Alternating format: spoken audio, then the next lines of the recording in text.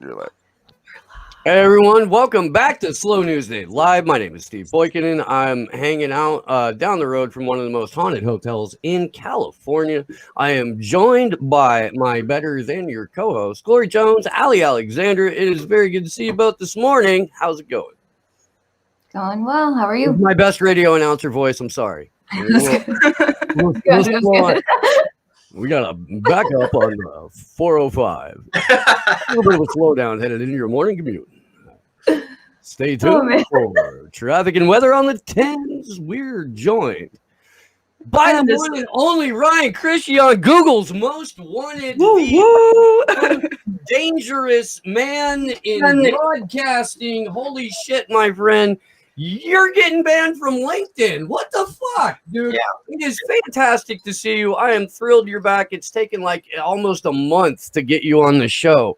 I remember calling you from our Airbnb in Washington, D.C. like last month when your backup channel got yanked for a minute. Right. Yeah, it's been nonstop, man. I mean, it's pretty, it's hard not to see this as a continuous deplatforming. I mean, LinkedIn's kind of crazy to me. I just found out that Denis Rancourt was also booted off LinkedIn.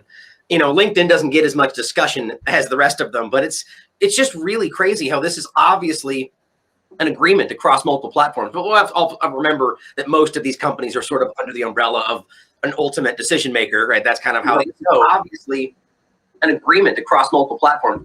Oh, I'm sorry. I think that's me. I thought, is that me or somebody else? Not me. I triple checked. Yeah, I have a window open. So, oh, sorry, guys. Like someone's talking to me. No, it's very clear that it's across all these platforms, and it's obvious that they're working together to censor dissenting content. I mean, a good example is more than, I don't know why this is a better example, but it seems to be for a lot of people. But we recently saw a governor gather a panel of experts and have a discussion about COVID-19, and YouTube censors that. Now, that is just unbelievable. The reason I said that first part was we've already had panels of like top tier experts around the world that got censored, but because a governor's involved, now it seems like it's more important. But whatever gets at people to see it, right? The fact that that's even possible, that they can censor something like that, it shows you that it's not about narrative, right? I made this point in the show the other day where we've all seen this, where you're talking about something online, somebody goes, "Oh, you have a medical degree, huh?" It's like, okay. Oh my God. And the point is, you go, okay, well, here are 13 doctors who say the same thing. Oh, those guys have been debunked. It's like, okay. So it's not really about the medical degree, is it? It's about your opinion. And so if you can just dismiss their degree because you think differently, recognize it's not, it's so obvious, guys. But yeah, it's been ongoing. I mean, the weird thing is that, as you've seen, YouTube has brought my channel back in a very, very strange way. But as I've told people on my show last night, and as I tweeted about, it's not my channel anymore. I mean, they've sanitized it. They've removed things. I can't upload. I can't live stream. So it's just some kind of weird ploy. I don't know what they're trying to accomplish, but I just said, screw YouTube, #boycott YouTube. I'm moving on. I mean, I'm done with that. If they allow it to somehow, give me streaming back, I'll still do what I said I'm going to do and keep poking the stream through. But by the way, I'm going to keep up the pirate stream. I'm going to keep the Yeah. I want to keep working around what they're noticing. I want it to be punched in all over the place. It's already suppressed, whether or not it's back. But the one thing I want to say on that before my long opening rant here is that I want to make sure people know that I did not pander to YouTube. I did not petition them. I did not even reach out to them. They didn't even give me an opportunity to appeal these things, right? So the point is, I don't want people to think this was me trying to get this back. I don't care about that channel. And I want all of you out there to go anywhere else but there. You know what I mean? That's my mindset. So I can't, no, look, let's hack that out for a minute, dude, because we were watching the wrap up last night. And fucking, like, right when you got to that point where you're like, and I just want to make it clear that fuck YouTube, we paused it and we're like, oh, thank God somebody's on the exact same page as we are with this whole YouTube philosophy, because it's been our intention since they started demonetizing us. And since we got onto Rockfin to, try and like lap the number of subscribers that we have over on Rockfin than we do on YouTube, because YouTube, they've unsubbed, like, I think at this point, like 17,000 people over the course of a couple of years from the channel. Yeah. They won't let us go above like 5,000 subscribers ever. Like, we're just deleting people too. Like because we have to remember, it's not just people like us. I mean, there's people with like one subscriber that are just there to be able to watch, that make comments they don't like, and they bump them off, right? So that's probably half the people that are being removed from your subs are people that are genuine people that believe in what you're saying, and they just don't like that they believe what you're saying. So Yeah. No, I mean, the amount of time I'll get random DMs all the time from people being like, I got unsubscribed from you. I don't know when. I thought you were done. I'm fucking like, I can't see any of you guys' content at all. Yeah. It hasn't happened in a while, but in the live chat and in the comments, we would get the Google moderator team deleting people's comments. Like, that's and crazy. then they'll do it after the fact in the comments after the show upload too. Dude, they removed one of my comments for saying hi to Glory one time. I just said hi, Glory. That's it. And yeah, I remember. That's what I was like. What the fuck did I do? You can't talk to her. Right. You see what Instagram did too, though? I believe it was Instagram. In any case, I bet you it's all of them. They put a post. They as a notification that said that if you type a message in the message bar, but don't send it, they can still use that in their reports to remove your channel. That's thought crime, right? Like you're saying behind your show right now, thought criminal. You didn't even send that. You thought about sending it and then said, well, maybe not. What if you wrote it out and said, well, that's dumb. I don't want to send that. I don't believe that. And you know what I mean? They're choosing to apply that. And that means that they're watching everything we're doing, everything you're typing on your phone. I mean, that's just so incredibly scary. That's where they're building toward, right? Imagine your unsent tweets being used in a fucking court case against you. The ones you deleted because you knew they shouldn't go. Those are now the ones that are going to represent you forever. But remember that that's what you have to think about is they have all this stuff, you know? All the conversations and the talks, and remember back in the day when it was a conspiracy theory that they were tracking all of your stuff and cataloging all of your not just metadata but everything, and now it's like that's not true, that's fake news, and now it's just kind of been accepted because COVID, like we're doing it. Of course they do. I mean, what it would. I mean, the whole we knew that. That's why we told you to mind your P's and Q's on the internet in the first place. No, you didn't. You called me a fucking tinfoil hat wearing piece of shit. I remember it. We got it on tape. Yeah, it would. Or like what's his name, Clapper? Openly in court, committing perjury, right? Or I believe people need to remember whether or not you're sworn in, it's still a crime to lie in front of Congress, right? So he clearly stated that they were not doing that. We know they were. I mean, they later found that out in real time where he still could have been charged, and they all just went like, whatever, we don't care. He's one of us. He can lie about it. Yeah, he can apologize 3 years later during mid-CNN broadcast, and no one will notice. Yeah, he can have a nice panel later, a nice little panel talk where he laughs about it and mulls it over as a part of the glory of the American experiment. Right. You join Bruce Springsteen and Barack Obama's podcast. Get on there with David Axelrod. Who the fuck wants to watch that? The fake numbers they add to it. That's what they. I was gonna say, man. I mean, who's signing up to hear Bruce Springsteen and Barack Obama talk like they're normal fucking guys? Like who the fuck is sitting at home going, god damn, you know who I would really love to hear in a room together? Barack Obama and Bruce Springsteen. Right. I work at an Amazon fulfillment center for 65 hours a week. I shit in a paper bag. You know who represents my worldview? Bruce Springsteen and the former president. Let me get their take on this. Right. You know what I'd really like to hear is one of the historically most anti-establishment music producers or artists out there to come out and scream that we should all do what the establishment says, like Offspring or Rage Against the Machine or all these fake resistant people that are going, take the vaccine. Oh, Steve. Get the vaccine. Steve wants to go off right now. It's not you crazy. Talk to Media Monarchy. He'll talk to you for. And he's all. This is a big. He talks about this all the time. It's such fake resistance these people are, and even during like the Trump era, it's all like we hate Trump or it's just, they keep getting quiet during different times. It's just such fake. And coming from something like Rage Against the Machine, that bothers me. But more so that Offspring literally changed. Which one was it? Keep them separated. Keep them separated. Fucking Public Enemy. Public Enemy? Chuck D. Yellow fucking Biafra. It's bad. Yeah. Killer Mike wearing a Killer Mike. mask. What's up?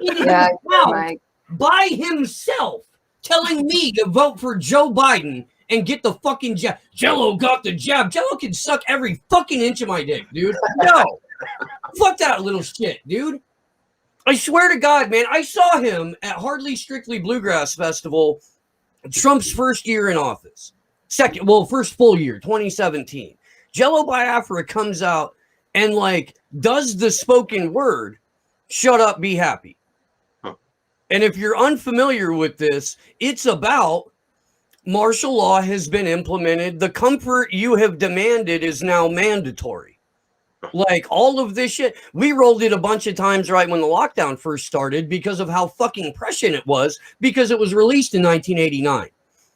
Jello comes, like, that's his shit, dude. That's his spoken word. He comes out and he does it at Hardly Strictly in a fucking like full leather Nazi coat with a shirt that says Trump hates me.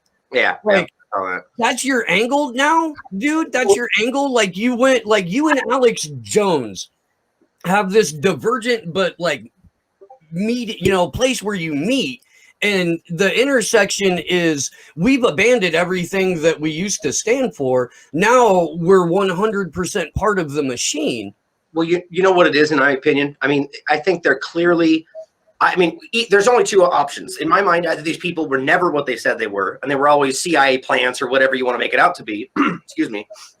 Or they think about like when Trump was elected, there was a lot of people, libertarians, that were like all of a sudden just statists because they believed they won with Trump, right? They were so quickly manipulated to think, yay, we did it, we won. Now everyone's libertarians, but it's all complete, but they got tricked like that. And so those people really believed that they got what they were wanting, that they asked for. Now, clearly they didn't, but it's the same thing here, I think. A lot of them believed and were so deeply convinced that Trump represented every bad thing ever, that suddenly that was the establishment. And this guy Biden over here, he's the freedom fighter. Which is just childishly ridiculous, but that's what they fell for, The guy who's been in politics for 5 decades. That's our guy. Yeah. The guy who showed up to politics. The guy who showed up to politics going, I begged big money to fucking shove it in my ass. I begged them and I begged them and I begged them. I got custom made knee pads. I opened my mouth and they said, grow up a little bit and you're ours. And he went, okay. But we beat made a speech fascism, Steve. Yeah, remember we talked the other day. That was the bad fascism, okay? Yeah. Right. God, and see that it's not fascism anymore. It's the public-private partnership. Right. That's Working what together, it is. The public-private partnership that comes together so LAPD can rip a homeless person off the street while they're sleeping and send them to jail. That public-private partnership. The one that allows them to force vaccinate the homeless. Yes, the one that gives the Los Angeles Sheriff's Department a eugenics program, the one that contracts Palantir with Operation Warp Speed. Like, this is really groundbreaking stuff here, Steve. I'm surprised that you're not healing faster. That was good. I couldn't do it today. Usually. I mean, the whole thing is that this is about like you just said, that fascism is, like, for instance, like the wall or the migrant children discussion. Like, I literally saw people online that said like, oh, well, yeah, it's okay now because he's got a good heart. So he's a good person. So lock children up because he's doing it for the right reasons. Like, this is the actual equivocation that we saw. Same thing. That's what you're saying, right? This is fascism, but it's okay because Biden's in charge. So it's like, it's like how the Guantanamo Bay was a scar on our history, and then Trump was elected and it became a symbol of freedom. I mean, it's amazing how we can see that flip-flop. And this is why I am so aggressively pointing out constantly that the two-party illusion is the linchpin of just about every illusion that we have. Even thinking about COVID-19, even though I point out that it seems the people that are waking up to this are all over the map, left, right, aware of the illusion. It's like it's all over the place. But at the end of the day, it's if we remove that mechanism that makes you look at your neighbor as opposed to the government removing your job from you, that will keep us from seeing all this. And God, what do you guys think? Where would you put it if you had to pick a percentage? Let's say, where would you say it lies right now, where you have people that believe in the two-party system and people that don't, and not because of what the media shows us and what they want us to think, but like just your engagement with people that you talk to. Like, I'm continually inspired by how many things I'm seeing, or 60% of people are refusing this vaccine, or you know what I mean, or 60% of Marines, excuse me, but it was a lot of numbers the other day. What are your thoughts on that, percentage-wise? If I can ask you a question. I mean, I know my answer, So if you Then guys say, need to then think say about it. I'm still fine. It's a guess Yeah. for all of us, so you'll know. But Like 85% of the people easy that I talk to. But then again, I mean, to be perfectly honest, I've weeded out most of the establishment supporting individuals in my sphere. Yeah, because I'm like the opposite of Steve. Like my number based off my experiences is probably lower than the overall number because like I talk with a lot of on the ground activists, so there's a lot of hyper partisanship there. yeah, But that's the yeah, hard part. Like 60%, I would say. I give it a solid and like you're 70. in Chicago, Allie, and you're in LA, Glory, and those are like two of the most fucking shit lived out, Fucking smoking dick bastions of both fucking- sides. Everywhere. Generally, the majority is stuck in the two-party paradigm. I probably agree with that. Oh, But how about this then? So here's the thing I keep seeing is that is definitely the biggest problem. But COVID-19 in a weird way has kind of opened a lot of people's minds to things that they are seeing that are kind of crossing party lines. So what would you say in your mind do you think are people that are buying into the larger discussion of COVID-19? Not necessarily that, let's say, masks don't work or, but the idea that we're being lied to in a large way by our government around COVID.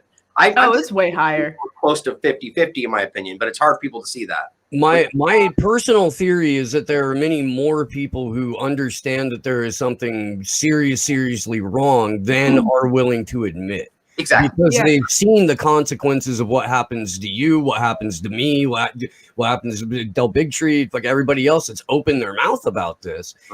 And so they're actively self-censoring and willingly harming themselves because that harm, that risk to them is more worth taking more than opening their mouth and being shunned by their loved ones or losing their job or fucking not being able to travel. Like there's a lot of people that don't want to get the vaccine. There's a lot of people that like know deep inside them that it's bullshit. And like when I talk to them about how bullshit it is, they'll agree. But then they'll be like, but like I want to be able to travel again, or like I want to be able to see my friends again, or like I want to go out and protest again. Like, hey, I can't wait till I get the second shot so I can come out and protest. Like, listen, I've been protesting vaccine free here, and come please.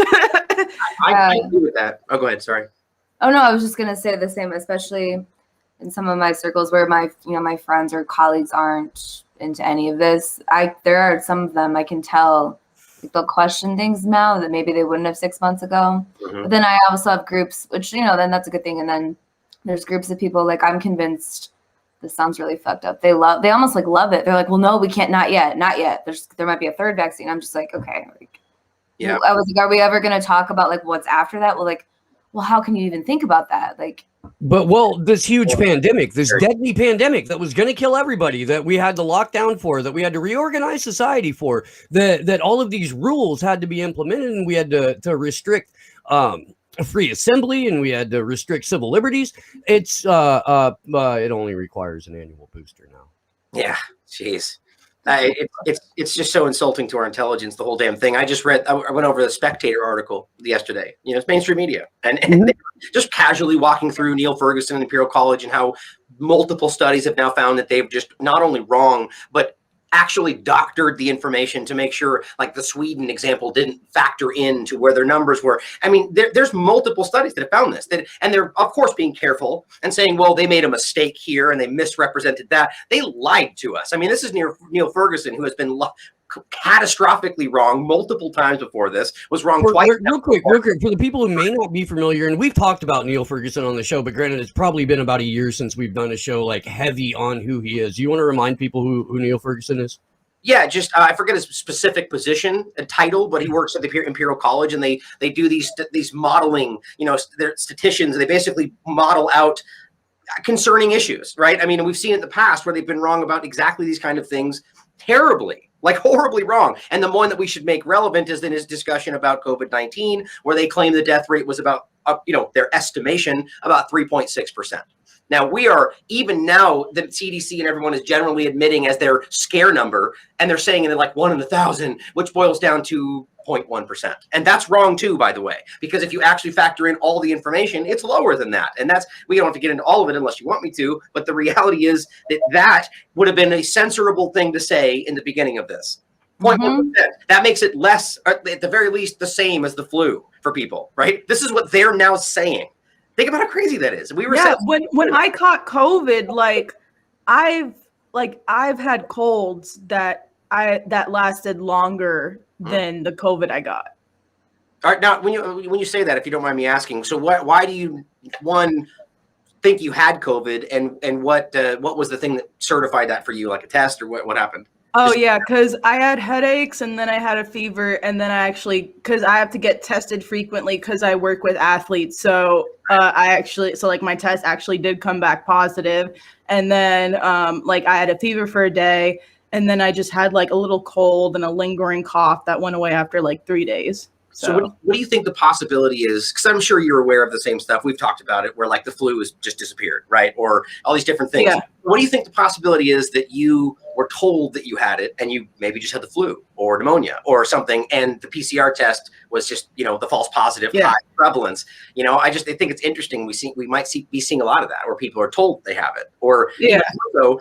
Where there's somebody I just talked to yesterday who said that they didn't feel anything, but they got a test for something, were told they were sick, and then the next day we're like, oh man, like I can't smell, I can't taste. And I'm going, okay, now is that psychosomatic? Right. We know that's a real thing, right? So I think that's part of it. What are you guys' thoughts on that? I mean, like I wouldn't put it past them. The only reason why I'm kind of confident that it was COVID is just because like I've had the flu before, and it was different in the sense that I had these headaches and like going into it, which normally never happens when I get sick, and like the cough was lingering more than it should have. So I was just like, that's why I was just like, okay, it's COVID. But at the same time, it's like, it's a very beatable thing. Like I took nothing the whole time except vitamin C gummies. Yeah, which is what they're telling us. Their information tells you exactly what you just said, but they won't frame it that way, right? Yeah, my friend Christopher Tishlius, he had what they call the long hauler COVID, but he literally beat it using ivermectin. And then when he tried to put out the information that like, hey, I beat COVID using taking care of myself and taking ivermectin, Twitter censored him pretty much. Personal experience, isn't that crazy? Yeah. Go ahead. Sorry. Something that I just kind of goes along with this. Like, what happened to the flu? Because they just kind of stopped keeping track of the flu itself. Like, we beat the flu. We beat the flu. That's what happened. Yeah. I've just always did anyone there's no flu cases? I'm like, that's just weird. The timing that they stopped recording the flu. Well, right around this time. They didn't stop recording it. They're literally arguing that there are no occurrences. Like you can find this in the UK. They we beat it. We beat the flu one this year. Like I'm not kidding. It's so. I'm gonna be honest. I did not know that they were saying it's just yeah. I thought that it was just low key not reported anymore. That's what they said first. And you're right about that. In the beginning, it was right in the middle of all this, and that's when us were going, well, that's crazy. They said we're gonna not keep track of it anymore. And that was the middle part before they suddenly said, we beat it. It's like, I did not see how obvious this stuff is. It's crazy. Yeah. I didn't think and because they're using COVID as another way to make a push for more people to get the damn flu shot. Right. The amount of people I had telling me to get the flu shot, they're offering free flu shots, this, go get the flu shot. I'm like, no, bitch, I never needed the flu shot. Why would I get it now? This despite multiple studies, not even just the one that's been most cited, but multiple studies in the past showing that flu vaccines have the possibility, and it's a high possibility, high is a wrong word for it, but it's a good possibility of increasing your risk of other infections, not the flu, but other infections. So why would you get a flu shot before in the middle of something else you could get, right? And then also the biggest one was the Pentagon study that was done right in the middle of this. They clearly, or it was actually right before, but it came out right in the beginning, and they clearly found that the use of COVID, of specifically flu shots, increased your risk of coronaviruses as a category 36%. and other infections as well. Now their issue is like, well, that's not, COVID-19 didn't exist then. It's like, okay, that's the same reason they use influenza-like illness. It's about respiratory viruses, right? And they're just playing on people's ignorances about their normal customs with these things. You know, it's a big illusion. That's why I keep saying it, COVID illusion. Doesn't have to necessarily mean that nothing is there. I'm still on the fence about how I feel right there, but it's very obvious that this is an illusion. They're misrepresenting what's really happening in every possible way. Not only are they misrepresenting it, they're deliberately framing it incorrectly. They're deliberately putting out misinformation. They're deliberately keeping accurate information away from the public. And the public just has to live with that. They have to live with that and absorb it and just live in manufactured confusion, or they have to take a stand and say something. And right now, I don't feel like there's enough of us who are doing it, or that we aren't like cohesive enough. It's one of the things I really like about the Union of the Unwanted stuff, is that's bringing like 30, 40 people, 50 people together. And their audiences, you know, that's and their audiences. Yeah.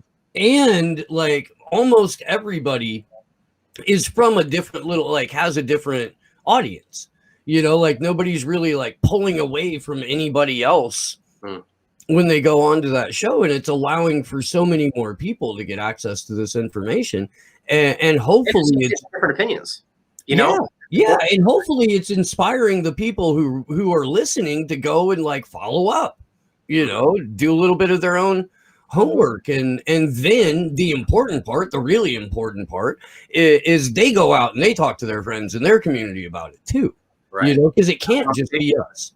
Yeah, exactly. That's what has been kind of well before COVID-19, but I think like 2016 forward is when it became like a really aggressive thing. Is that like, and we've talked about this, right? It shifted from just being a disagreement to having different political stances to being the enemy. Right? Like you literally cannot even, I can't talk to that guy. Like I keep talking about this with my family, and you know, you guys know me, I'm a two-party illusionist. I agree with, I think it's all misrepresented, right? There's a lot, I have political beliefs all over the place, but I'll go in, you know, talk to somebody. We were at we were looking at safes the other day for my grandmother actually. And the place was just adamant about, you know, just Republican stuff. It was all, you know, Trump things all over, which is, I don't care. You know, you believe what you want to, you know, endorse who you want to, but they were really nice people. We had this really great conversation, and and it's because they clearly, especially because of my mother was there and she was engaging, they thought we were conservatives very clearly. And because they even said that, like, well, because you agree, right? But I don't agree. If I had spoken up, despite what an amazing rapport we had, and said, oh, I'm actually a Democrat, they would have hated my guts right there. And that's actually what they said in regard to other people. Like, oh, I can't even talk to those people. Yeah. But we just had the greatest conversation ever. Like, why would you then just, it's because they're socially engineered that way. The woman bought my boss and I lunch one day. We came in, we sat down at lunch, and we're just bullshitting. It was pre-election. He was asking me questions. I was answering. And I mean, I'm team, no team, you know?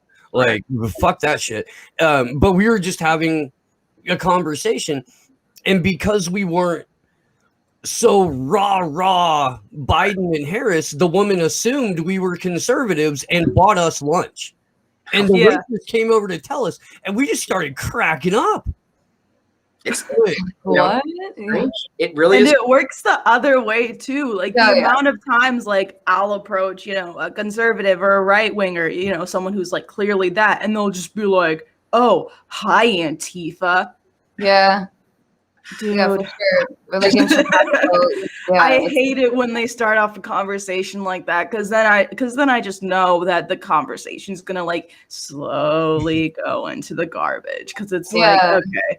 And you can't just be like, listen, you simple fuck, it ain't that way, you know, because then you're like, whoa. I mean, to be fair, in some instances, that's how I come off. You know, I've been really kind of trying to, and to be honest, I need to listen to my own advice more than anybody in this regard. But I think it's the best way to get across to anybody who disagrees with you, whatever side they think they're on, is to find a common ground with them. We all know that from past experiences, you know. And so what I've been trying to do is, so let's say you're talking about, you know, vaccines or whatever, and you know they would think you're an anti-vaxxer because of a certain belief. if you were to come up and talk to them about something, hear their beliefs, and then be like, oh man, yeah, I totally agree. So you start off the concept where they're, okay, we agree. Oh, you are a Democrat, or you're a Republican, or whatever. And then you go, check this out. I just found this crazy thing, and it's really concerning. What are your thoughts on it? Don't even lay the table. Just give them the information. Let them research it based on the belief that you're on their side. And to be completely honest, we are on their side. Right? That's the point, because we are genuinely fighting for them. They just don't realize it, and that would lead to far more retention of the information, I think. And I've seen good response with that. But to her point, I do the same thing. I get frustrated, and I'm just like, fuck off, man. Like, that's crazy what you just said. It's hard sometimes. Yeah. It's like, there's so much in my head. Sometimes it's hard to get it out in a way that's like coherent. Yeah. So I value, and there are people that can do that quite well and like make sense to people that would otherwise be like, that's insane. What are you talking about? Yeah. We were laughing, Ryan, last night. We were watching your daily wrap up over how many tabs you have open, because we all have the same number of tabs open, and that's pretty much like a small snapshot of the tabs that are open in all of our heads at any given point. That's a good point. Like trying to filter all of that out into a coherent stream of news is not easy. We commend you for that. We can't do it. Thank you. We try. Really. We'll sit on a live stream and be like, should we talk about this? Should we talk about this? Hey, can you pull up this video? It's like, if you scroll up exactly 23 messages in the Element chat, you'll find the timestamp I'm talking about. We work it all out live, man. We really do. There's no, but look, I kind of feel like that may be somewhat endearing, and it does lend a transparency to the show that. Right. I agree with that. There's we do it live. Honesty, where you're not trying to, pull something over their eyes. You can see the full process. I mean, it really is. I mean, to be completely honest with me, what I pretty much do is just try to gather whatever I think is important, like from whatever angle. Half the time I remove as many tabs as I end up keeping, but I pretty much just try to cobble it together in a way that seems coherent, and of course, it's funny, if you just kind of go from piece to piece of information, you eventually start to connect threads, Start going, okay, here, this goes with this one. And you guys have seen my show where I go, I forgot to move that thing over there. It's because I sometimes just forget, but at the end of the day, it's becoming easier and easier, because to be honest, this stuff is all very connected. I mean, to not see that right now. That's how I see it too. I think we all do. Again, sometimes why it's also harder to explain, because you get to a point where you can just read certain words and you're like, oh, okay, I know what angle they're doing this from. Mm-hmm. And also read the rest of it, but you're like, okay, I can tell this is that, and you know what I mean? Yeah. It's like you can link it back to a panel from the World Economic Forum. Yes. Right. It's like I'll hear someone be like, capital 6, like misinformation. We need to filter information. And I'm like, that's from the Press Freedom Panel. And Press Freedom Panel. God, I remember that panel so well because I'm scarred from it. Okay, that's. And then I see that little rat-faced fuck in his goddamn fedora, I'm gonna make him eat it. Brandel from Forbes. Fucking son of a bitch, dude. Look, man, the stereotypes would hit a lot less hard if that guy didn't actually resemble a rodent. Okay, that is not my fault. I just looked him up. I know exactly. It's funny. He's even wearing the hat.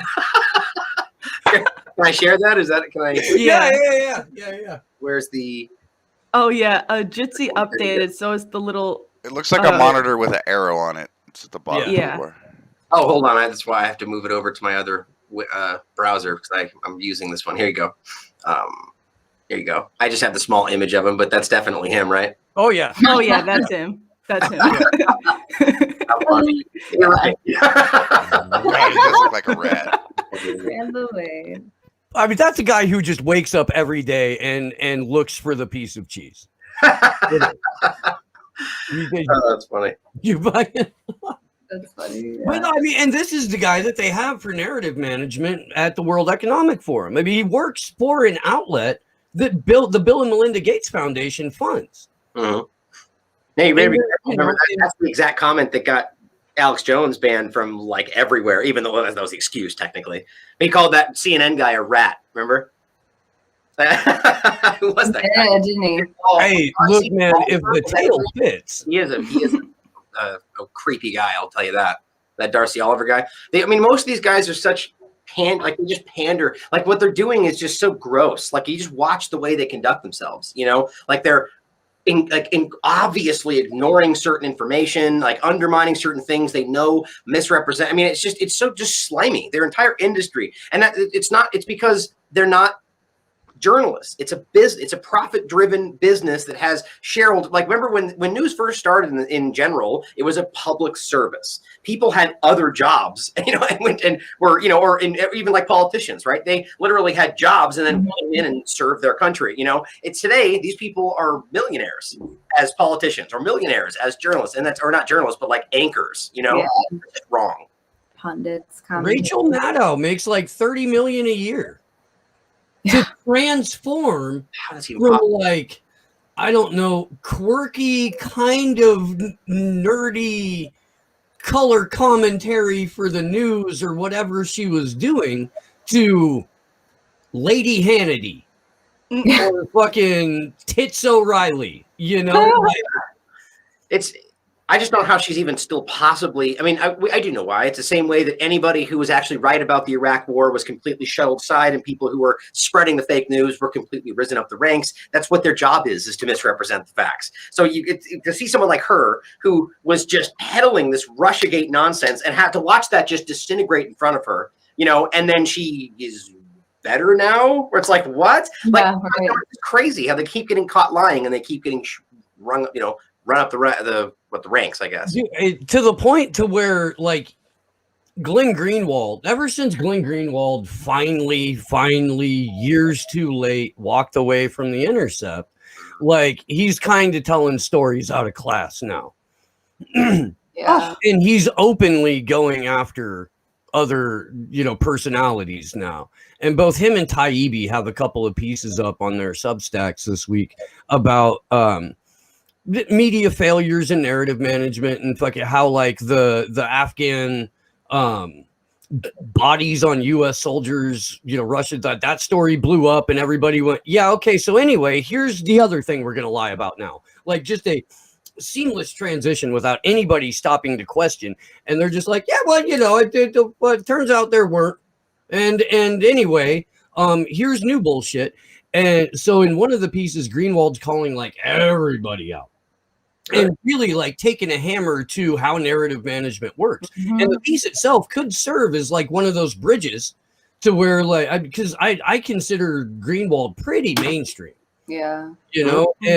And he's, at one point in time, not allowed on liberal networks anymore, but like at one point in time, he was on every major network and shit like that. So he could serve as kind of a bridge. Yeah. Out of that mainstream world into actual information. And this piece could, help, I think, a lot of people if they're willing to like keep looking. I think the problem is people just get comfortable with with a YouTuber, content creator or a writer, and then they just settle down. Yeah. They don't go anywhere else. And I'm of the opinion that you can always learn more. There's always a little bit further to go. There's always somebody who can teach you more. So that's what we try to impart to anybody who's crazy enough to watch this show. Well, we could also be wrong, right? Yeah, it's okay to be wrong. Right? Yeah. So it's important to get as many people and I also will continue to tell people that they should not just ignore mainstream media, right? You want to be trying to accomplish what they're trying to do. And sometimes there are things that are true on the mainstream media because their agenda happens to align with that being revealed, right? So it's important just to see all flows of information and just show discernment. Be intelligent about it and recognize that you should question all of it, including what we were saying, and research for yourself. Crazy. I don't know why it's a crazy thing to say or a conspiracy theorist. That's why we saw the New York Times and Forbes argue that it's like critical thinking is a bad thing, or researching for yourself is what conspiracy theorists do. Yeah. We all have to form our opinions from the same set of facts. If you guys were propaganda multiplier, you know what that is? It's a phrase that's given to a term or phrase that's given to the way that information flows through the mainstream media. And this is easy to look up.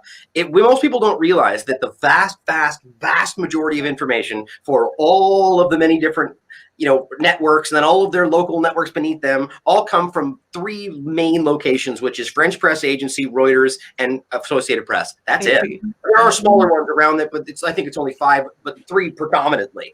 And ultimately, half the time, they'll just reprint exactly what they say, and they just put AP. Sometimes they don't. AP. Sometimes they just. That's credible as AP. Right, exactly. So what we have to realize is they're not researching this. They're not following up. AP says it, so they're allowed to report it. That's it, right? So what we're doing is actually going, okay, here's what AP said. How about we research it? How about I call that guy? What do you have to say about it? What did and that's what independent media is doing. Not all of them, but good ones are, and they're afraid of that, Mm-hmm.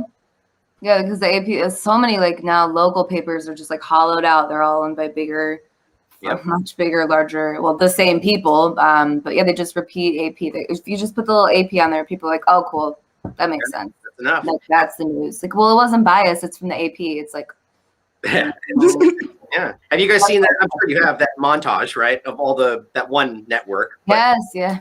The threat to our democracy, they all say some people share the articles without looking further. They all just do the exact same thing. Yeah, they just multiply. They're all saying it's. And now every time you try and share an article on Twitter, it's like, did you read this article? Are you sure you want to share this? But only if it's one of Vanessa's or Whitney's or something like that. If it's fucking Tom Schmuck with the Daily Bootlicker, nobody's like, oh yeah, just get that out there. Have you guys seen that CNN has lost 50% of its total audience in the last so many months, and Brian has 65% of his total? I don't even see. That's the point. He shouldn't have a job. No, 65% of your audience. You were a gimmick, dude. Beat it. You would be there. It's crazy. I don't understand. Look, I don't even know how they do they even report profits or anything like that?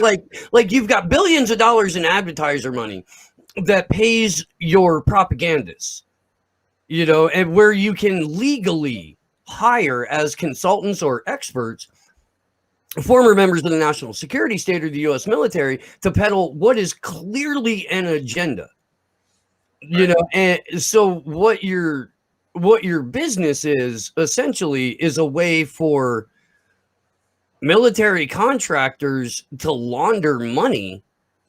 Good point. In order to push forward an agenda. Mm-hmm. And that's essentially all that cable news or network news has become, is a way for the Mickey Mat to wash its money. Right. Laundering is an interesting point to bring up because, obviously we can point out that the funding from Big Pharma and the military, this is what is predominantly funding these news outlets. So let's pretend like that doesn't influence their direction. Right. But on top of that, it's clear that the laundering aspect is something that, if they're working so intermittently interconnected with these intelligence, if, like you said, if they're literally on their panels, you have to consider they're probably being used as entity. I bet you they use them to go to foreign places under guise of being with CNN, right? And use that to then bring in things they shouldn't. So laundering money, I can almost guarantee that's happening. And then laugh about how they make it out to be that cryptocurrency is what all the criminals use. When all the criminals use the dollar. That's right. Right. You're all the criminals. The reason the U.S. dollar is the recognized world currency is because it's the most commonly fucking washed.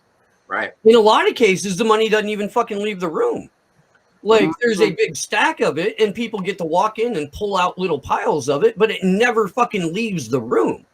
It gets printed, by entering a few keystrokes in on a computer, hitting send, and then a series of numbers shows up in Federal Reserve banks. Yeah. Okay, well, that's digital money. And right? Your dollar is suddenly less valuable every time. Mm-hmm. Mm-hmm. And that money, a number sequence will move, but the actual physical money itself very rarely ever leaves that central bank because people are just sort of cycling it in and out.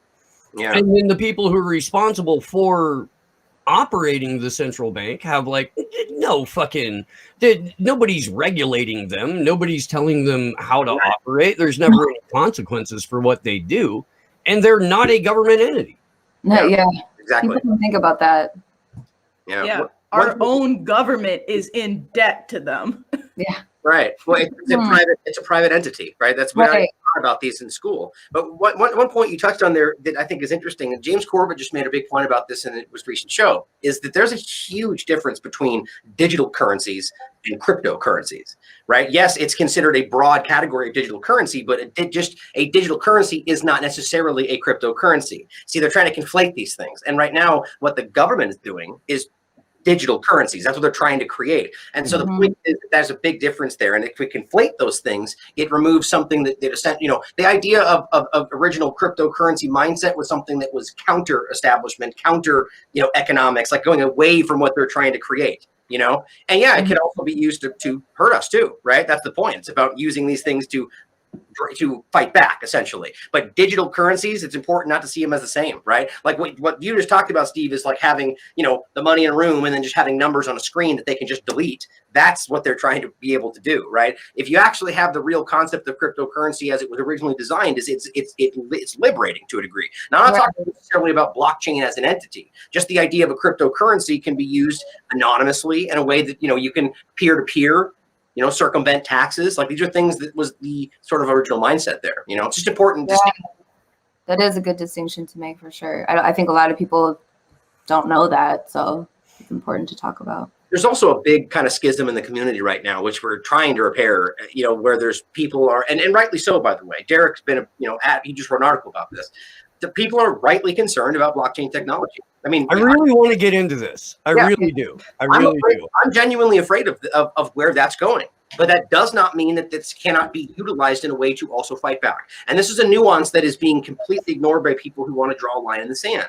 Now, we have openly acknowledged what all of these other people are saying, because we agree with them, right? Yes, it's dangerous, but not to ignore the fact that there are obvious ways, or to pretend that all of everything in this is just blockchain or Bitcoin is the way it's kind of being represented, is just ignorant of the entire conversation. It's reactionary and it's extremist. Yeah, it is. And these are people who aren't themselves ordinarily reactionary or extremist. So it's a little bit confusing, I can't speak to whether they believe entirely. Like, completely honest, take that kind of stance from somebody who I believe to be intelligent does not. I don't know how to see that in any other way than dishonest. Pretty sure we're talking about the same person. I'm just talking about in general. Same people, but yeah. Obviously, look, there are people that are trying to put a fine point on one person that are seemingly like going after the other side. That's not what I'm trying to accomplish. No. But Derek's article he just wrote is literally about finding a way to bring these communities together on a common ground, because we're all fighting the same thing, to make it out to be like some kind of a malicious thing to point out that we have abilities to use this when we're willing to acknowledge that their arguments make sense. It just doesn't, I don't know how you can see that as anything other than one side being unwilling to acknowledge or even entertain what we're saying. Now, look, could I be wrong? Of course I could. I could be completely wrong, and it could be dangerous what I'm saying, but I don't believe that. And I believe what I'm saying is based in the facts and the information. The analogy I've used more than once is the internet was obviously a DARPA project. It's not a secret. We can look this up. And it was clearly, let's not pretend like they had what we're doing right now in mind when they created this. So this was something that was used in a different way to fight against what was arguably a tool that was meant to subjugate us, right? So when we look at this new concept, we have to realize there are ways that it can be utilized to fight back against exactly what that crowd is pointing out, which is a genuine concern, right? Like I said, a hammer can be used to beat your head in. It can also be used to build a house, right? It's a simplified analogy. It's not meant to just encompass all of what this conversation is. But I just think it needs to be more nuanced, and that it's a dangerous thing, especially at this time, to pick out one of these topics and make it divide the very community that we need to be together to fight this thing. It's dangerous. I couldn't agree more, and that's what you're saying is basically like what I've said to everybody who's on the staunchly anti-crypto side, is that like I want to have a conversation about this. I want to hear, and I want the audience to hear what you have to say. And we've been told, I'm not going to do your show because you're on one of the multiple platforms that you stream on is on a blockchain network. And it's like, well, hopefully you come around, hopefully down the road, because I'm not like slamming a door on anybody. Right. I'm really not, it's especially where this is concerned, because it could, my God, it very easily could crypto and blockchain turn into something entirely more nefarious than what we even have right now? Absolutely, 100% would love to talk about that. But if you are taking away that opportunity, if you're limiting the amount of people who get to hear what you have to say because you took a hard line up front, it's going to be a tough sell. Like it really is. Yeah. I'm down to have the conversation. I'm down to I want to hear that perspective, and I do want what Derek wants too. I want there to be a point of convergence on this, because there are really well-intentioned, really smart, well fucking sourced, and just wonderful people that are behind that. Well, and I was talking with Derek a little bit yesterday. We're gonna have him on the show in a week or two, to kind of flesh this out a little bit more. But I mean, no, like these breaks in sort of like the broader truth community feel intentional, even if they're not.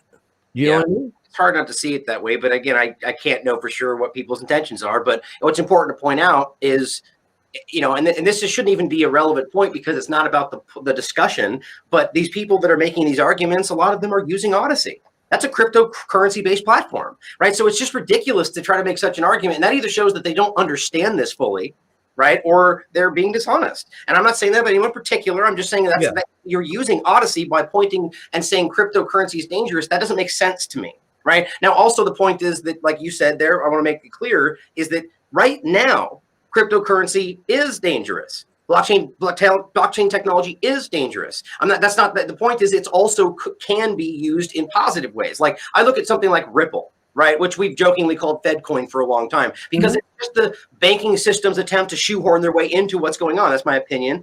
But the point is that is a dangerous thing. But that doesn't, just because doesn't make something that's a decentralized, anonymous, version of something we could use to fight back. I mean, it's the same argument over and over. And I just don't know why it's so hard for people to see that, to ignore, and act like if you are simply willing to entertain this conversation, that you're all of a sudden part of it. That is a absolute. And anytime we see absolutes, it tends to be not something we should agree with. That's historically speaking what I tend to feel. Yeah. Only Sith stealing absolutes. I'm sorry. Yeah, I know, right? I think of that every time. I'm sorry, I had to. Star Wars, for those out there who aren't nerds like us. So. I think that's Star Wars. But don't shake your head at us, Steve. You love us. It's the same point, though, right? In the movies, it's the same idea, right? Only the evil people. I'm not doing that to imply that people who are arguing this are evil, but in the sense of the movie, that only evil people deal in absolutes, because you're trying to drive you into a position where there are more than two choices, right? And then force you to pick because that suits their interests, right? Yeah. In the context of this conversation, we're seeing a similar idea where people are going, no, you can't even discuss that because that's the line we've drawn, and it's like, that's a bad thing in my opinion. Whether they I'm not here for that. The world itself, nature itself, is entirely too complex for there to be a binary solution to this. Yeah. True, I agree. And if you're the type of person who can advance the idea of 145 genders, why is there only two solutions to crypto? That's very true. Yeah, that's a good question. Very valid question. I'm not saying there aren't. Like that's not what I'm saying. What I'm saying is, if you can believe that one is real, what is the difficulty in seeing multiple approaches to this thing that yes, blockchain is immutable. Yeah, but its uses are many and varied. And I understand the trust aspect. I do. Like removing human trust and placing all trust in the machine and in the blockchain and kind of like removing our ability to communicate with each other as humans, because we see them as disease vectors or enemies, domestic terrorists, shit like that. Whereas blockchain is always honest, and blockchain is like, I get it. I do. I would say that's unfair representation, though. Like, it's not that one to say that a blockchain is just immutable. Too, I don't think that. I mean, there's nuance there too. But on the point of whether it's just trusting that's not, there's always, in this context, there's always still people involved. I mean, it's not like, it can be completely automated, but that's not what I'm arguing for, right? No. I know you know that. What I'm saying is that's the misrepresentation from that argument, is that if we're, let's say, even entertain the possibility of any blockchain technology, it means that we want the Great Reset. And it's like, well, that's a really unfair characterization. Again, maybe I'm wrong in my belief, but to just argue that that's all said and done, that's a broad stroke. That's an ignorant argument, right? I mean, for crying out loud, we're in a time right now where the media, by and large, is doing that about everything. I mean, look at it this way. What has the media this whole time been doing about cryptocurrency? Disparaging it, hating on it. It's bad. And now you got people in the independent community from a different angle, sort of doing the same thing. There's a lot of reasons why I just kind of feel like this doesn't feel right to me. At the very least, it's good. Conversation is good, always. Yeah, no, and I think as long as we recognize that it can't be a one or the other solution. Like I think that's, if we can meet there, then we can have a really good conversation about everything else. Because my goal is fucking decentralized communities with fucking mutual aid networks away from major metropolitan areas. That's my goal, is what we're working on, is what we're trying to get off the ground. And in order for that to happen, I'm going to have to talk to and work with people that I don't agree with on everything. Right. And if some of the way that has to get initially funded is through cryptocurrency, motherfucker, I'm going to do it. This is, the predator class is united in a way that they've never been before, for a power grab that is everything. The power grab is everything all at once, in perpetuity. That's what we're genuinely resisting here. And in order for that to happen, we've got to come together to stop this one thing, and then we can argue about everything else. But the reward is getting to argue about everything else. That's the reward for stopping the thing. The reward for stopping the thing isn't immediate fucking utopia. Right. No, the reward is the work that gets to get done after. Yeah. Like the ability, the gift of getting to do that work. That's what the reward is. And I know it sucks. I know nobody wants to fucking hear that. I know everybody wants fucking, like a cake and a house and fucking shit like that afterwards. But no, dude, the reward is stopping the thing, and then we all get to go to work. The reward is having the agency to be able to make your own choices going forward, right? I mean, that's what it seems like. One point about what you said about crypto too, just to end that conversation, was that I want people to realize too that, even if I'm wrong about all of it, the Last American Vagabond wouldn't exist right now if it wasn't for the cryptocurrency that I held at the moment, whether it was Steemit or whatever else that I was selling, just in order to pay my bills and feed my dog when this wasn't necessarily happening just yet. And that was the only reason that I got through a period where, I quit my job and decided to go at this full blow just to see if I could make it happen. And there was a period where I wasn't sure it was going to happen. Right. And the only way I got through that was having that and being able to sell that and do it in a way that wasn't, taxed and monitored. And, and so at the end of the day, you can clearly see that there are ways this can be used to fight back. It's just obvious, I find that to be clear. You know what I want to see in the world? Almost more than there's a whole list of shit I want to see. But what I would like to happen is for us to just not know what somebody's personal politics are right off the bat. Right. Right off the bat. The way that people used to introduce themselves, well, I'm a Christian.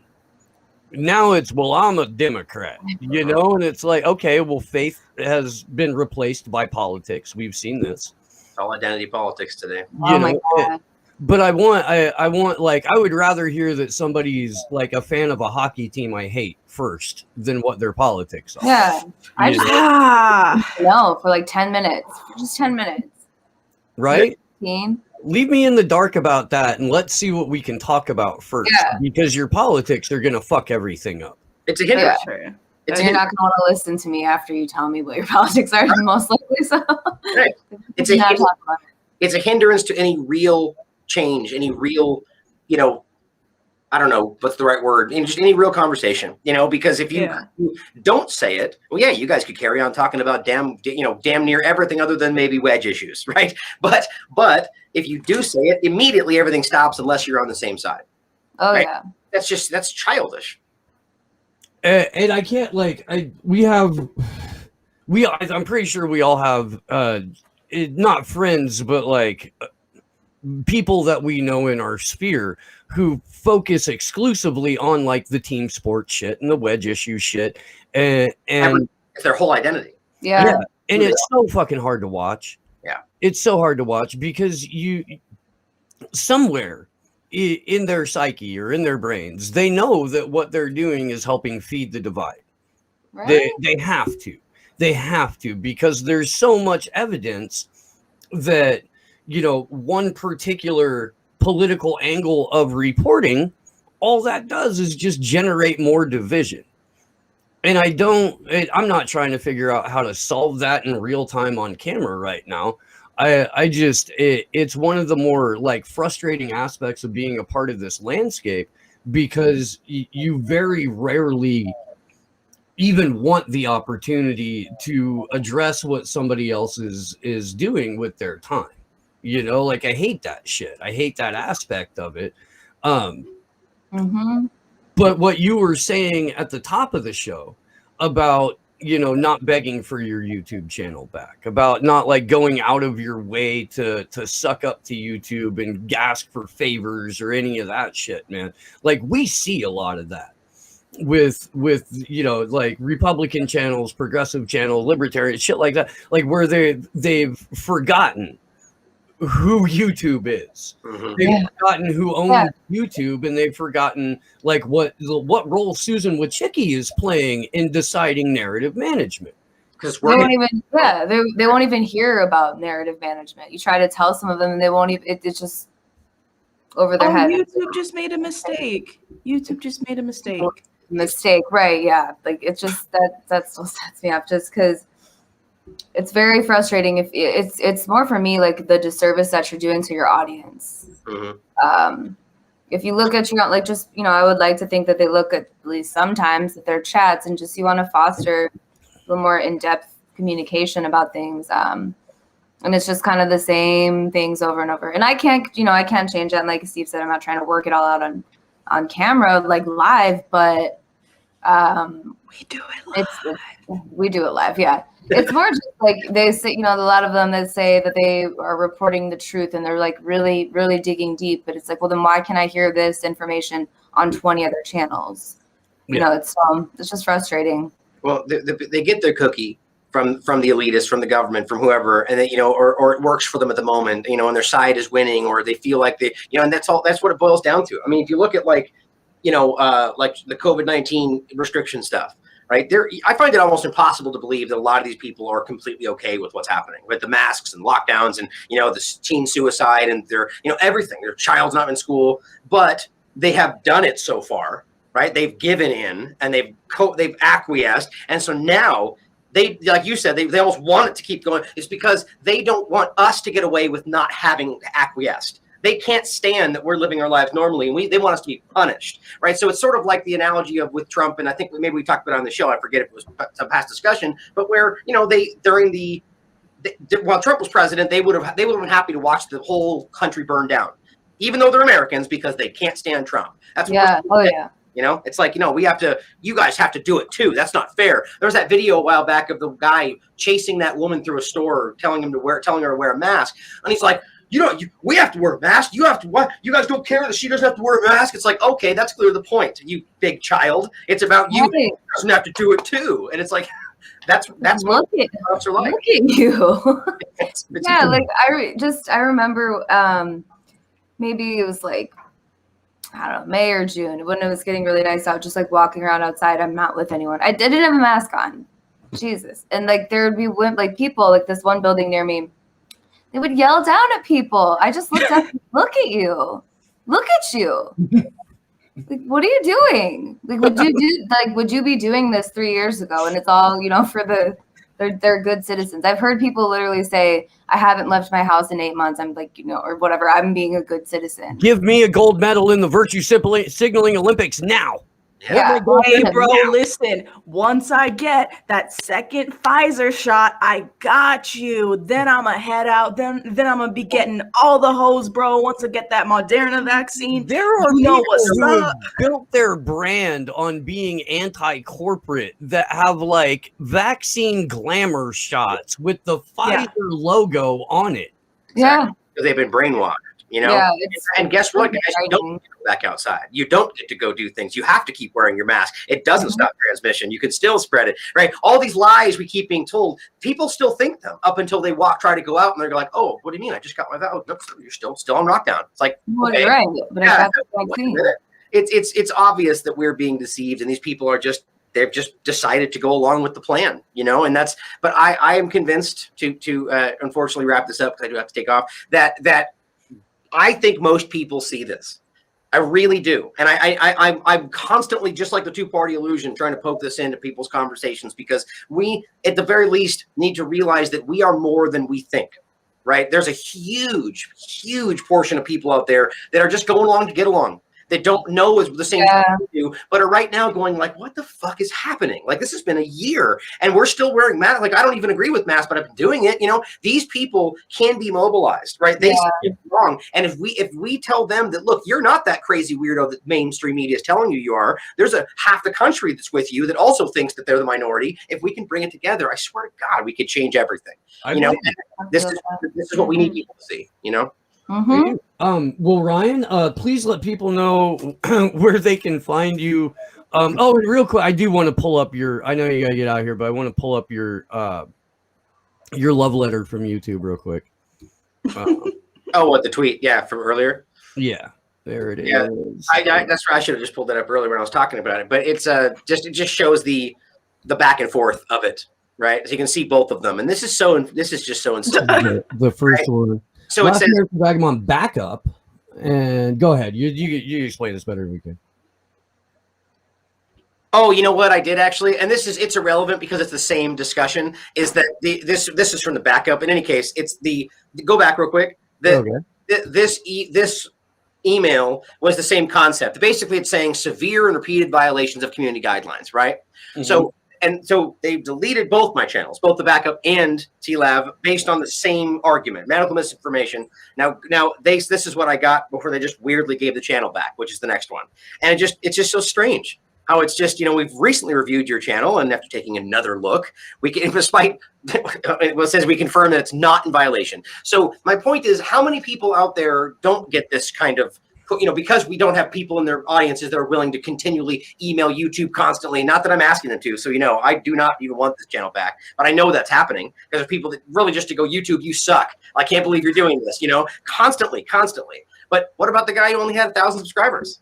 What about James Corbett? James Corbett was just censored for medical misinformation, for crying out loud. James Corbett is, in my opinion, there's no better in sourcing and citing the material that he's using, and he's deleted his medical misinformation. I mean, what I was laughing about when I was reading that is simply that you can read through it and they say, oh no, you're good. We reviewed it and your channel's good. And then they gave me like 14 strikes and 13 deleted videos, but only gave me 1 strike at the end of it because they wanted up. I don't even know what they're trying to accomplish here. What are they doing? On the show, I went through all my emails and you could see them. It was like, this video's deleted, this one's deleted, here's a community strike, here's a community strike. And I'm like, well, so they gave it back to take it away? But no, it's still there. It's just like, who knows? They're giving people who roll through YouTube the illusion that they're not censoring people while they're sanitizing your channel. Good point. That's kind of why I said it's not my channel anymore, right? I mean, if they can go through and sanitize content and stop me from being able to upload, but they give it back, it's like, that's not mine. That's YouTube. Right? Yeah. And real quick before you go too, I just want to say I love the name that you have for your Twitter alt. Oh, thank you. Well, you're all dunces. I love that. It comes from this book right here, The Confederacy of Dunces. The character Ignatius. Now I'm all of a sudden blanking on his name. Ignatius Riley. Yeah, that's so crazy. This is a great book, by the way. And what I love about this book is that it is constantly misrepresented by the very people that he's actually referencing in the book. Right? You have the mainstream media point. Oh, Confederacy of Dunces. what he's talking about is those people. He's talking about the establishment and the established order. And so it's just funny. I think it was, what's his name on Cup of Joe? He used that one time, and I just made so much fun of him because it's like, you don't even understand the reference. You're using it like that. Sometimes, yeah. It's not my intention to say everybody is stupid, but it was actually, the account was meant to just be like a, sort of a sock account because I was deleted, and then it just ended up becoming my account. So it's kind of fun. Yeah. It's a great book. It's perfectly relevant to where we are right now. The LastAmericanVagabond.com is the website. Where are you primarily streaming right now? Right now, I'm streaming on, Odyssey gave me access to their beta. They're doing streaming now. So I'm doing it on Odyssey, I think on VK, Facebook, Periscope, and then whatever pirate YouTube channel. I think you're on DLive usually. And DLive and VK. But by the way, DLive is censoring me too. Are they? My channel, they won't allow me to do anything other than X rating, despite the fact that they tell you have that choice and that news is all. But basically, they lie and say that news is always X rated when they responded to me a long time ago. But then, which means that it won't show up in searches and you can't find it on there, and it's just basically in the corner. But it was all over the front page, whether or not you're X-rated. And finally, I pushed it to them, and they emailed me back and said, yeah, we're manually putting you on X-rated because of your content. So screw DLive. But I'm still going to stream there, just like the rest of it. Yeah, but, that's our philosophy. We've been kicked out of better bars by bigger bouncers. You're going to have to make it clean. I like that. Oh, I've got good news on that front. I'm setting up a PeerTube instance soon, and we'll be able to live stream on there as well. So, and on that note, remember that at the end of this month, Super U, which is the platform we're working on, is going to be coming out. So awesome. That's something that I've just been involved with. The people that have been building this are just next level, and they're, I've gone over it a lot of times. The point is, we already have a lot of good people that you all well know that are going to be using this coming out soon, and it's built. So we built it in the way that this platform is a barrier between people who want to censor the people on this platform. Right, that's what it's all about, and it's live streaming, embedding, scheduling. It's better than YouTube, in my opinion, but I'll leave it for everyone else to decide. We're definitely going to want to get on board with that, too, when you go live with it. So I look forward to having you back on to have that conversation when it's fucking rolling.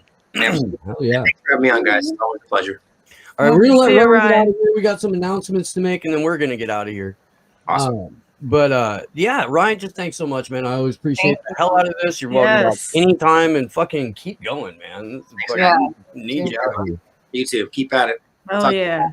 Peace. See you, Ryan. Bye. I'm going to make Ryan a trophy for being like the most censored individual on the internet. I'm going to just fucking. Well, that's why I called him Google's Most Wanted. It's like, hell yeah.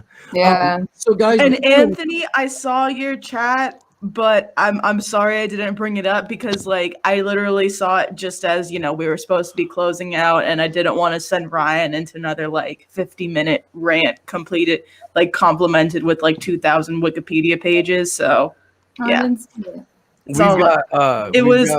Ways and shit like that we got to read off here real quick. Ryan covered a lady who was yelling about kids wearing a mask, and she almost passed out with her mask on. Oh yeah.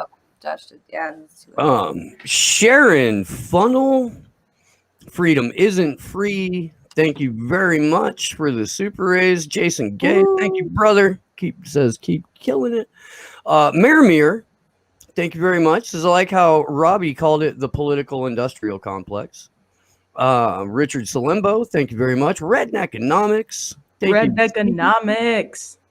Says good to see Ryan on, and I love the pirate live stream idea. Also, fuck censorship and fuck YouTube. I couldn't agree more. Guys, you're definitely going to want to stick around today. Steve overbooked. Or no, that's tomorrow. Never mind. That's tomorrow. Like, what? Yeah, I was about to lose my shit. I was about to lose my shit. But I'm not killing everybody today. It's not my fault anyway. Fuck off. I need at least a day, man. Come on now. Today, what did he just do? What did he do? Not today. Tomorrow, though, man. Holy fuck, dude. We start off the day, 1 p.m. Eastern time, 10 a.m. Pacific with Danny Sherson. Always love those talks. It had to literally pry him away from Misty and Jesse in order to get this interview. And then a couple hours after that, it'll be like 1:30, 2 p.m. on the West Coast. So 4:30, 5 o'clock on the East Coast. Whitney Webb and Johnny Vedmore return to the show for yet another brain-breaking good time. We're definitely going to get into the Facebook stuff. We're going to get into the stuff that just came out. The Unlimited Hangout article that just dropped yesterday about military bases housing migrant children and how they're plagued by serial sexual abuse claims. Yay. Thanks, Biden. Overflow facilities. Overflow rape facilities. Yeah, that it sounds a lot better than concentration camps, though. Yeah. So we beat fascism. Yeah. So that's going to happen. And then Amber King from Roar Media is going to be on the show for the late afternoon, early evening Rockfin only stream. We got a lot of stuff coming up. Eva Bartlett's going to be on soon. Derek Rose is going to be on soon. The folks from the Deborah Gets Red Pilled podcast are going to be on next week. We're fucking killing it, Ben. We are. We're also going to try and figure out how to get like an actual news segment in between all of these incredible brain-breaking interviews. Fortunately, you've got the rest of the MCSC network if you need to catch up on some news. And big shout out to those guys, Nico, Pastafi, Franco, the Hear Me Out podcast, Facts on the Ground, and I'm probably missing a couple. And Double Tech. Can I push Misty's thing real quick? Yeah, go for it. All right, so Misty's got a new show she's starting, so check that out. We will be live, I believe it's 7 Eastern on Wednesday, so check that out. So Cool. Sarcasm Stardust on Twitter, follow her, you'll get a link from there. Y'all know Misty. All right, guys. Yeah. Well, I think that's gonna do it for now. I'm not sure if there's an Anonymous Bites back tonight or not. No idea. Is it time for the production meeting? Huh? Is it time for the production meeting? Yeah, it's time for our weekly production meeting that we always have on air. I have not heard from Lubers today. Me either. Me either. But I mean, the ABV Discord in general has been quiet, so.